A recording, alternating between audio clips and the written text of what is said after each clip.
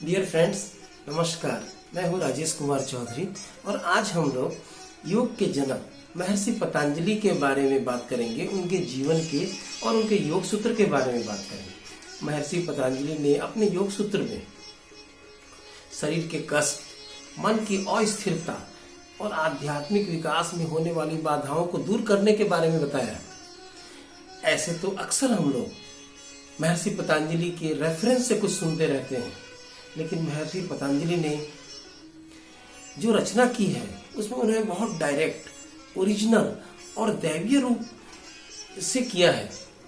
क्योंकि 20 सेंचुरी बीत जाने के बाद भी आज भी वो उतना ही फ्रेश और उतना ही फैसिनेटिंग है। आइए महर्षि पतंजलि के बारे में बात करते हैं। कहा जाता है एक बार भगवान नारायण क्षीर सागर में आदि शेष पर लेटे हुए थे और महादेव का नृत्य देख रहे थे। उस नृत्य में वो इतने मग्न हो गए, इतना खो गए, इतना एब्जॉर्ब हो गए कि उस नृत्य का रिद्म, वाइब्रेशन इन्हें अंदर महसूस होने लगा और इनका भार बढ़ने लगा। आदिशेष जी को अनईजी लग रहा था, उन्हें सांस लेने में दिक्कत हो रही थी, उन्हें लग रहा था कि वो कोलैप्स हो जाएंगे। लेकिन थोड़ी देर में सब सामान्य हो गया। आदिशेष जी नारायण जी के पास आए, भगवान नारायण के पास आए और उनसे पूछा कि क्या कारण था कि थोड़ी देर के लिए भार बहुत ज्यादा हो गया था।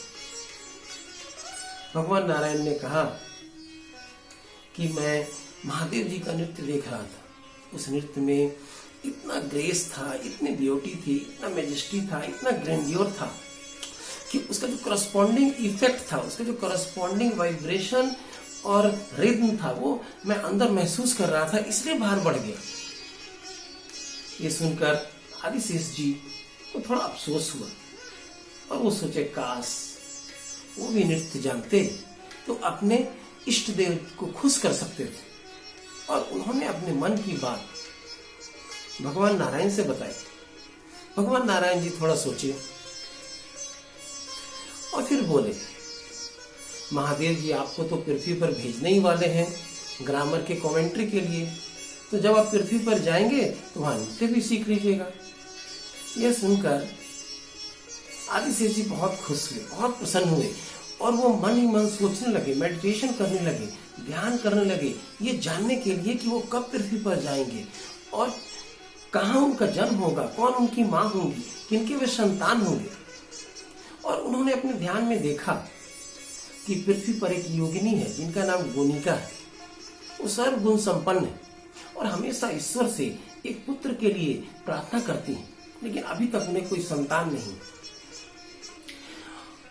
आदिशेष जी उन्हें अपनी माँ जैसा देखने लगे।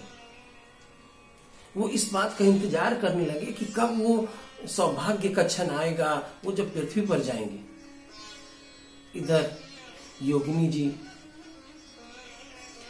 कोई संतान नहीं होने के कारण वो थोड़ा चिंतित थी, क्योंकि उन्हें लग रहा था कि अब कुछ समय ही वो पृथ्वी पर है।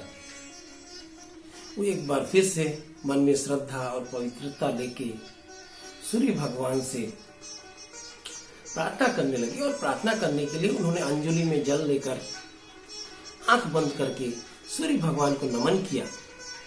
और आंख खोलकर जब वो जल अर्पण करने नहीं जा रही थी तो उन्हें आश्चर्य हुआ। उस जल में एक छोटा सा सर्प था जो तत्क्षण ही एक छोटा बालक का रूप ले लिया और इनसे प्रार्थना करने लगा कि ये उन्हें अपने पुत्र के रूप में स्वीकार कर ले। वो बहुत खुश हुए और उन्हें पुत्र के रूप में स्वीकार किया और उनका नाम पतंजलि रखा। पतंजलि इसलिए रखा कि पत मतलब गिरना और अंजलि जो हाथ में जल लेकर वो थी, उससे उनका नाम पतंजलि रखा।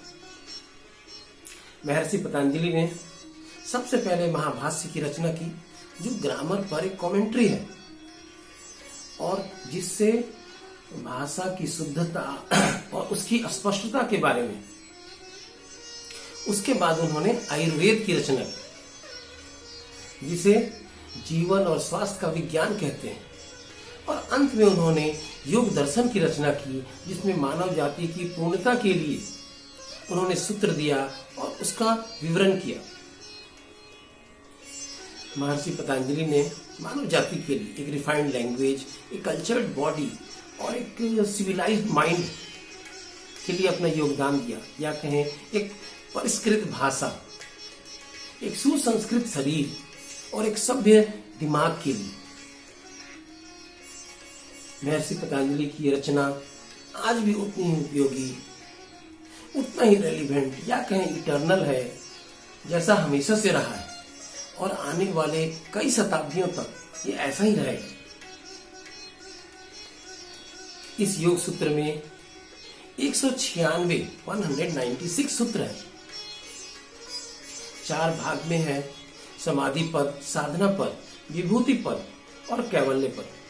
समाधि पद में योग का डिस्क्रिप्शन है, कॉन्टेम्पलेशन है। साधना पद में उसके प्रैक्टिस का तरीका है। विभूति पद में उस प्रैक्टिस से होने वाले प्रॉपर्टीज और पावर, गुण और शक्ति के बारे में है। और कैवल्य पद में आत्म साक्षात्कार के बारे में। इसके बारे में हम लोग अगले एपिसोड में चर्चा करेंगे।